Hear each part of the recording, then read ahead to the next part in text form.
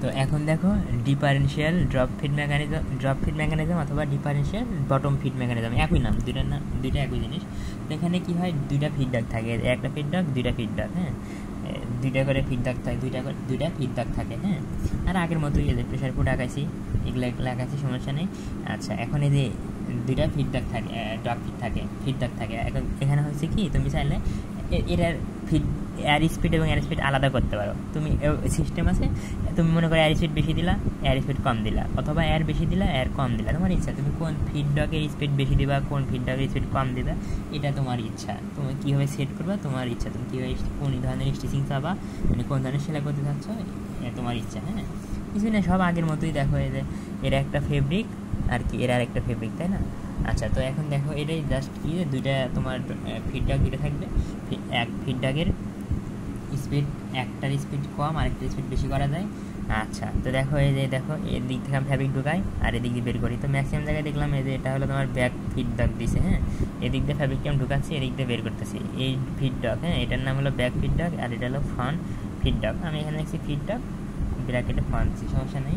আচ্ছা, তো দেখো আর এখানে তোমার কি একটা বৃত্তটা বড় দিছি, মানে গোলক বা বৃত্ত যায় বলো, বৃত্তটা বড় দিছি আর এখানে বৃত্তটা ছোটো দিছি। এর মানে উদ্দেশ্য কি যে এখানে, আচ্ছা এখানে কী করছে, এখানে ব্যাক মানে এই ফিডব্যাকের স্পিড কম, মানে বড় বৃত্ত দিচ্ছে, তার মানে স্পিড বেশি, তার মানে এখানে ফিডব্যাকে ফ্রন্ট ফিডব্যাকের স্পিড কম, আর সরি ব্যাক ফিডব্যাক মানে এই ফিডব্যাকের স্পিড কম, আর এটা অর্থাৎ ফ্রন্ট ফিডব্যাকের স্পিড বেশি। অনুরূপভাবে এখানে এই বৃত্তটা বড়, তার মানে এই ফিডব্যাকের স্পিড বেশি, এই ফিডব্যাকের স্পিড কম, হ্যাঁ। আচ্ছা, এখন একটা শব্দের সাথে আসলে গ্যাদারিং। কি গ্যাদারিং? আমরা বলি না গ্যাদারিং করতেছে, মানে অনেক মানুষ এক জায়গায় জড়ো হয়েছে। তো গ্যাদারিং মানে কি বলো তো, জড়ো ফ্যাব্রিকটা, এগুলো জড়ো হওয়া, হ্যাঁ। তো যাই হোক, এখানে আগে তোমাকে আমি দেখাই যে ফিডব্যাক কী থাকে, দুইটা ফিডব্যাক থাকে, এর একটা ফিডব্যাক আর এর আরেকটা ফিডব্যাক, হ্যাঁ। এর একটা ফিডব্যাক হলুদ কালার হয়ে আছে আর এর হলো ফিডব্যাক, মানে হলুদ কালার দিয়ে বোঝাচ্ছি, হ্যাঁ। আর ফ্যাব্রিকটা এদিক থেকে এদিকে আমি ঢুকাচ্ছি। তো যে এদিক থেকে এদিক ঢুকাচ্ছি, প্রথমটাকে আমি ব্যাক বলতেছি, তার মানে এর ব্যাক ফিডব্যাক আর এটা হলো ফ্রন্ট ফিডব্যাক। দেখাবে এই ভিডিও দেখাবে, এটা ব্যাক ফিডব্যাক, এটা হলো আমার ফ্রন্ট ফিডব্যাক, বুঝছো? আচ্ছা, গ্যাদারিং আমি পরে বুঝতেছি, তার আগে দেখো এই যে আগের মতোই, আর বাকি সব তো আগের মতো, এই যে সেলাই করা হচ্ছে, ফ্যাব্রিকটা সেলাই করা হচ্ছে, সুন্দর সেলাই করা হলো, হ্যাঁ, সেলাই করা হচ্ছে। এখন কথা হলো দেখো,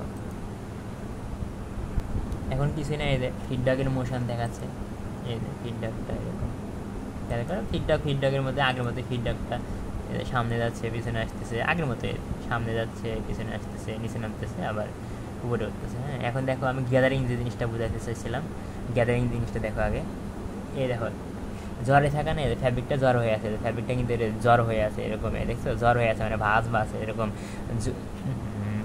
খেয়াল করে ফ্যাব্রিকটা এরকম উইভি, মানে তরঙ্গের মতো এরকম ভাঁজ হয়ে আছে, এরকম জড়ো হয়ে আছে, হ্যাঁ। এই জড়ো হওয়াকে আমরা বলতেছি গ্যাদারিং, মানে একসাথে এক জায়গায় থাকা আর কি, হ্যাঁ। এক দ্বারা একটু সেলাই করুক, তাহলে বুঝতে পারবা, হ্যাঁ। এই দেখো, এখানে খেয়াল করে ফ্যাব্রিকটা কিন্তু সোজা নাই, এই যে ভাঁজ হয়ে আছে, মানে জড়মড়ো হয়ে আছে, একদম জড়মড়ো হয়ে থাকা হলো গ্যাদারিং, ফ্যাব্রিকটা জড়মড়ো হয়ে আছে মানে গ্যাদারিং, হ্যাঁ।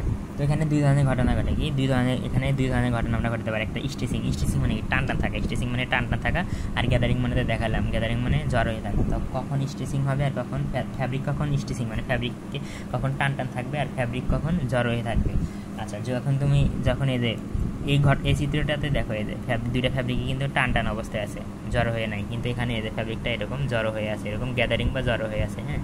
তো এখানে গ্যাদারিং হয়েছে আর এখানে স্টিচিং মানে চাপ থাকা, স্টিচিং মানে চাপ থাকা। যখন এই যে এই ব্যাক ফিডব্যাক মানে এই ফিডব্যাকের স্পিড কম, ফ্যাব্রিকটা আমি এদিক থেকে ঢুকাচ্ছি, এদিক থেকে বের করতেছি, তাই না? যখন এটার প্রথমটার স্পিড কম থাকবে আর পরেরটার স্পিড বেশি থাকবে, তখন আমার কী হবে, ফ্যাব্রিকটা স্ট্রেচিং হবে।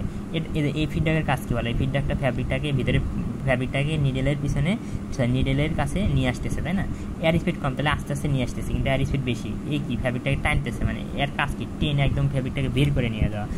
ফ্যাব্রিক এয়ার স্পিড কম মানে কি, এটা আস্তে আস্তে সামনের দিকে আগাচ্ছে, সামনের দিকে আস্তে আস্তে আগালে কি ফ্যাব্রিকও অত সামান্য পরিমাণে আসবে, কিন্তু এত বেশি টানতেছে, তার মানে কি বেশি টান দেওয়ার কারণে ফ্যাব্রিকটা স্টিচ থাকবে, ফ্যাব্রিকের উপর স্টিলটা চাপ করবে, অর্থাৎ ফ্যাব্রিকটা এরকম টান টান থাকবে।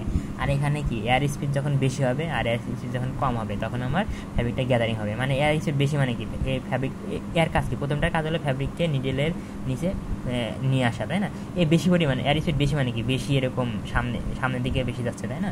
এই বেশি পরিমাণ ফ্যাব্রিক আনতেছে, এই হলো কি বেশি পরিমাণ ফ্যাব্রিক আনতেছে, বাট এ কি এয়ার স্পিড কমে আস্তে টানতেছে, তার মানে কি এ টানতেছে কম, কিন্তু এখানে সে জ্বর হয়ে আছে, জ্বর হয়ে আসা জ্বর এ বেশি আনতেছে মানে কি, আর এটা আনতেছে কম, তার মানে ডেলিভারি কম হচ্ছে, মানে এখানে বেশি আসতেছে কিন্তু এটা আনতেছে কম, ফলে এখানে জ্বর হয়ে আছে। এটা এই জ্বর হয়ে থাকাকে আমরা গ্যাদারিং বলি। গ্যাদারিংয়ের আরেক নাম হলো ফুলনেস।